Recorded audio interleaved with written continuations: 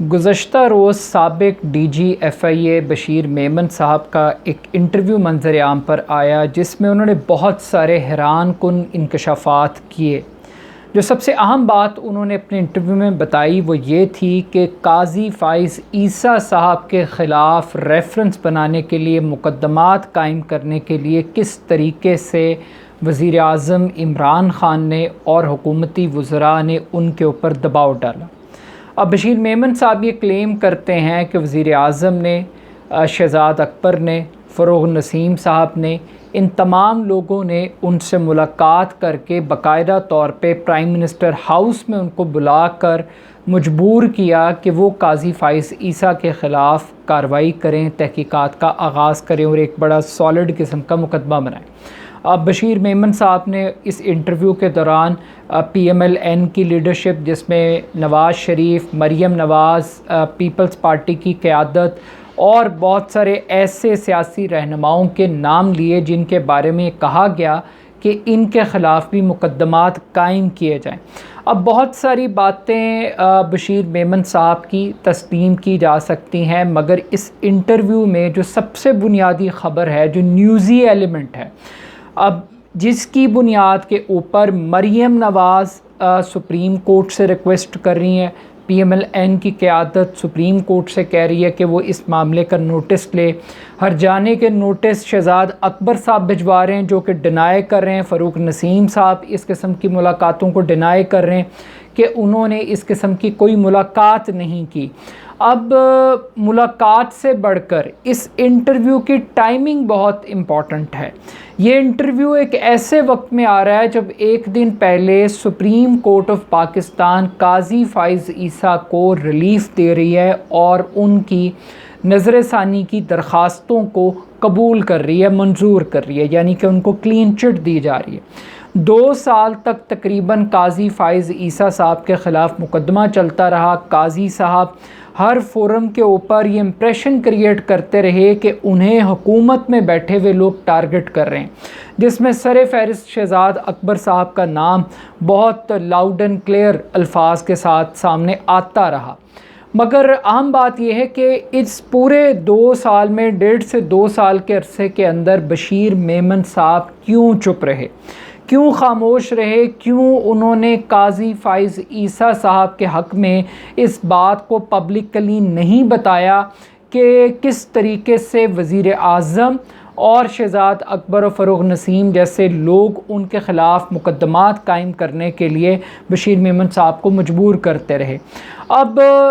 ये बात भी बड़े अचंभे की है कि आखिर वज़ीर आज़म इमरान ख़ान की, शहज़ाद अकबर की, फ़रोग़ नसीम की, बशीर मेमन साहब जो ये क्लेम कर रहे हैं वो ये बताने से कासिर हैं कि आखिर इन अफराद की, हुकूमत की, काजी फ़ाइज़ ईसा साहब से दुश्मनी क्या है। इमरान ख़ान साहब को ऐसा कौन सा नुकसान है जो काजी फ़ाइज़ ईसा के फ़ैसलों से पहुँचा है। हम ये जानते हैं कि काजी फ़ाइज़ ईसा साहब ने जितने मुकदमात के फ़ैसले किए जो कि मुतनाज़ा बने, कंट्रोवर्शियल बने या उनको बहुत स्ट्रॉन्ग समझा गया, उन तमाम का ताल्लुक़ इस्टेब्लिशमेंट के साथ है, फ़ौज के साथ है, और फ़ौज नाराज़ थी, फ़ौज नाला थी। लेकिन आज जब बशीर मेमन साहब अपने इंटरव्यू के अंदर फैक्ट्स को ओपन कर रहे हैं तो वो कहीं पर ये ज़िक्र नहीं कर रहे कि कहीं पर कोई ISI का रोल था, कोई MI का रोल था, कोई पाकिस्तान की जो सिक्योरिटी इस्टेब्लिशमेंट है वो नहीं चाहती थी कि काजी फ़ाइज़ ईसा साहब सुप्रीम कोर्ट के अंदर रहें, बल्कि बशीर मेमन साहब ये बता रहे हैं कौम को कि इस मुल्क की जो पॉलिटिकल लीडरशिप है, जो ख्वाजा आसिफ साहब पर आर्टिकल 6 लगाना चाहती है, जो खातून अव्वल की तस्वीर लीक होने पर आर्टिकल 6 का मुकदमा कायम करवाना चाहती है, जो नून लीग के लीडर्स को जेल के अंदर बंद देखना चाहती है, जिसने बशीर मेमन साहब की बातों को ना मानकर नैब का सहारा लिया और अपने पॉलिटिकल अज़ाइम को कबूल किया। बशीर मेमन साहब सारे का सारा मलबा पॉलिटिकल गवर्नमेंट के ऊपर डाल रहे हैं, जबकि ये लॉजिक मुझे महसूस हो रहा है कि बुनियादी तौर पर अब इस्टेब्लिशमेंट को ये महसूस हो रहा है कि 2023 के अंदर जब इमरान ख़ान साहब की हुकूमत ख़त्म हो रही होगी, काजी फ़ाइज़ ईसा के दौर का आगाज़ हो रहा होगा और एक नया चीफ़ जस्टिस होगा। तो अब इस्टेब्लिशमेंट ये इम्प्रेशन क्रिएट कर रही है बशीर मेमन साहब के थ्रू कि इस्टेब्लिशमेंट का कोई रोल नहीं था काजी फ़ाइज़ ईसा के ख़िलाफ़ मुकदमात कायम करने में, उनको रास्ते से हटाने में, और जितने सारे फाउल्स प्ले थे वो सारे के सारे इमरान खान साहब और उनकी टीम कर रहे थे। लेकिन इमरान खान साहब की टीम को बेनिफिट क्या होगा काजी फ़ाइज़ ईसा साहब के ख़िलाफ़ ये कार्रवाई करके, ये समझ से बालातर है। हाँ, ख्वाजा आसिफ साहब उनके पॉलिटिकल ओपोनेंट है, बात समझ में आती है। मरीम नवाज़ के ख़िलाफ़ कार्रवाई, नवाज़ शरीफ या शरीफ ख़ानदान या नून लीग जो कि उनकी पॉलिटिकल राइवल है, पॉलिटिकल एलीट उनके अगेंस्ट खड़ी हुई है, जिसको वो चाहते हैं कि वो जेलों के अंदर देखें, ये बात तस्लीम की जा सकती है। लेकिन काजी फ़ाइज़ ईसा के मामले के अंदर हमें ये बात समझ में नहीं आती। काजी फ़ाइज़ ईसा के जो फ़ैसले थे, अब फैज़ाबाद का धरना हो, वो सिविल हस्पताल के कमीशन की रिपोर्ट हो, वो मिलिट्री कोर्ट्स की मुखालफत का मामला हो, वो साकिब निसार साहब के अज़ खुद नोटिस का मामला हो, तो काजी फ़ाइज़ ईसा साहब की जो जजमेंट्स हैं, जो उनके ख़यालात हैं, उससे सबसे ज़्यादा अगर किसी को ख़तरा है तो वो तो मिलिट्री इस्टेब्लिशमेंट है। लेकिन इस पूरे इंटरव्यू के दौरान मुझे लगा कि शायद मिलिट्री इस्टेब्लिशमेंट को क्लीन चिट दे के इनको कुर्बानी का बकरा बनाया गया। अब दूसरी अहम बात यह है कि ये कितनी अजीब बात है कि मुस्लिम लीग नून को अगर परेशानी है तो शहजाद अकबर से, जहांगीर तरीन को तकलीफ़ है तो शहजाद अकबर से, बशीर मेमन साहब के प्रॉब्लम्स हैं तो वह शहजाद अकबर साहब के साथ हैं। तो ये एक बड़ा एक इंटरेस्टिंग करैक्टर पाकिस्तान की पॉलिटिक्स के अंदर आ गया, शहजाद अकबर, जिससे कोई भी खुश नहीं है और हर बंदा उससे नाराज़ दिखाई दे रहा है। लेकिन ये तमाम लोग जो नाखुश हैं, इनमें बहुत सारी कॉमनैलिटीज़ हैं और ये एक एजेंडे के ऊपर हमें लगता है कि ये एक स्कूल ऑफ थॉट के लोग हैं। लेकिन दूसरी जानिब जो लोग ये कह रहे हैं कि अज़ खुद नोटिस दिया जाए, कार्रवाई की जाए, उनका अपना पास्ट क्या है? उनका पास्ट ये है कि वो मलिक क़यूम साहब को शहबाज शरीफ साहब टेलीफ़ोन कॉल करके बताते रहे कि किसको कितनी सज़ा देनी है। फिर हम जानते हैं कि जस्टिस सजाद अली शाह की अदालत के ऊपर हमला मियाँ साहब ने किस तरीके से करवाया, तो और वो कितना अदलिया का एहतराम करते हैं, ये सारी दुनिया इस मामले में जानती है। और जो साजिशी गढ़ प्राइम मिनिस्टर हाउस के अंदर PMLN की लीडरशिप ने बताने की कोशिश की है, यहाँ जो सानिया मॉडल टाउन हुआ था वो भी एक साजिश थी, वो भी एक कॉन्स्पिरेंसी थी, और वो भी किस तरीके से सड़कें खुलवाने के नाम पर यहाँ पे 14 लाशें मॉडल टाउन में गिराई गई थी। तो बातें बहुत सारी होंगी, शायद इस हमाम के अंदर सभी लोग एक जैसे हैं। अब एक मामला तो काजी फ़ाइज़ ईसा साहब का, दूसरी स्टोरी बड़ी इंटरनेशनल है, बड़ी इम्पॉर्टेंट है और उसका टाइटल है बस बहुत हो गया। ये मैसेज पाकिस्तान की जानिब से तालिबान को दे दिया गया है। अब हामिद मीर साहब एक बड़े सीनियर जर्नलिस्ट हैं, उनके ख़यालात से इत्तफ़ाक़ करना ज़रूरी नहीं है, लेकिन जो स्टोरी वो बयान कर रहे हैं वो फैक्ट्स बड़े अलार्मिंग हैं। अगर वो ठीक फैक्ट्स हैं, वो ये कह रहे हैं कि पाकिस्तान की जानिब से तालिबान को एक वाज़ेह पैगाम दे दिया गया है। इस्तांबुल कॉन्फ्रेंस का उन्होंने बायकॉट किया था और उस बायकॉट की वजह से तालिबान तैयार नहीं थे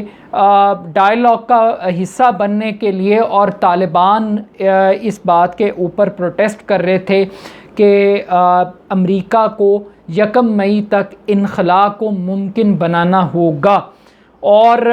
जो अब अमेरिका ये कहता है कि वो 11 सितंबर से पहले वहाँ से नहीं निकलेगा, चूँकि 9/11 की बरसी है और वो बरसी के ही मौके के ऊपर फ़ौजी इनखला को मुमकिन बनाएंगे। लेकिन इसमें जो इंकशाफात हैं वो बड़े इंटरेस्टिंग हैं। वो ये कह रहे हैं कि तहरीक तालिबान पाकिस्तान TTP और अफ़गान तालिबान के दरमियान राब्ते हुए हैं, उनके दरमियान कुछ ना कुछ कनेक्टिविटी के बारे में पता चला है। फिर ये भी क्लेम किया गया है कि भारत तालिबान को अप्रोच कर रहा है और उसकी ये कोशिश है कि वो गैर मुल्की फ़ौजों के इनखला के बाद अपनी फ़ौजों को अफ़गानिस्तान के अंदर रखे, और इसी वजह से पाकिस्तान के साथ प्यार की पींगें बढ़ाई जा रही हैं ताकि पाकिस्तान इतराज़ ना उठाए। इसी इंटरव्यू के अंदर ये भी इंकशाफ किया गया कि वो अशरफ गनी जिससे पाकिस्तान तंग है, पाकिस्तान उनके रवैये के ऊपर पाकिस्तान को बड़े ऑब्जेक्शंस हैं, वो बताया जा रहा है कि अशरफ गनी से पाकिस्तान का बात करना आसान है बनिस्बत तालिबान के। तालिबान रिजिड हैं और वो किसी भी सूरत लचक का मुजाहरा करने के लिए तैयार नहीं है। और अशरफ गनी ने इतनी प्यार की पींगें पाकिस्तान के साथ बढ़ा ली हैं कि अब अशरफ गनी साहब जो पाकिस्तान के अंदर PTM नामी पश्तून तहफ़्फ़ुज़ मूवमेंट जो है उसकी जो सरपरस्ती और हमायत है, अब वो उससे पीछे हट गए हैं।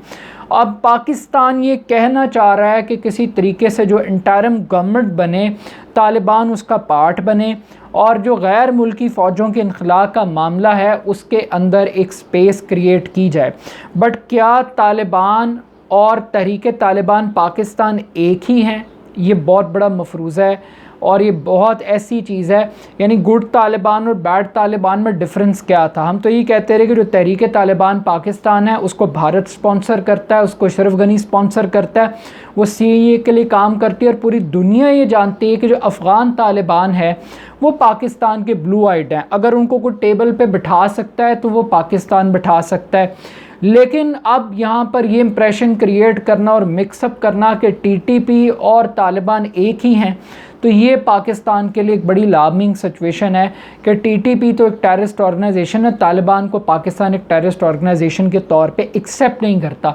और पाकिस्तान ये एक्सेप्ट नहीं कर सकता, एक्सपेक्टेशन नहीं है पाकिस्तान की